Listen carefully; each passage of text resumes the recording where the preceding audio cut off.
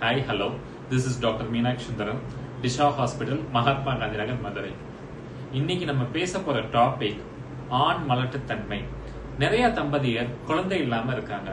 அதுல காமனா பெண்கள் மட்டுமே செக்அப்க்கு போறாங்க.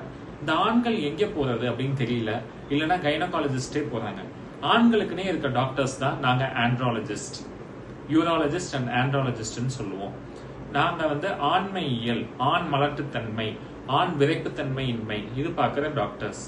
ஸோ இன்னைக்கு ஆண் மலட்டுத்தன்மையோட காரணங்கள் அப்படின்னு பார்த்தீங்கன்னா பல காரணங்கள் இருக்கு. இன்னைக்கு நம்ம வெரிகோசீலை பத்தி பேசுவோம். வெரிகோசீல்னா என்ன?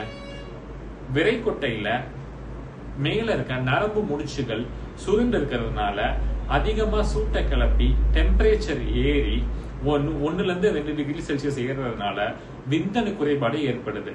விந்தணுக்கள் ஓட்டமின்மை, சரியா ஓட முடியாம கருமுட்டை அடைய முடியாம இருக்கிறது. விந்தணுக்கள் நார்மலா இல்லாம ஊனமா இருக்கிறது. ஒலிகோ அஸ்தீனோ டெரட்டோசூஸ்பர்மியான்னு சொல்லுவோம். இந்த மாதிரி பிரச்சனைகள்லாம் வெரிகோசில்னால காமனா ஏற்படும்.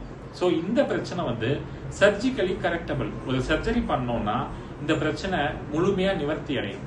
இந்த பிரச்சனை நமக்கு முழுமையா நிவர்த்தி அடைஞ்சு 3 monthsல நல்ல ரிசல்ட்ஸ் இருக்கும். பேஷண்ட்ஸும் இதனால நல்லா கன்சீவ் ஆகிற வாய்ப்பும் கூடும்.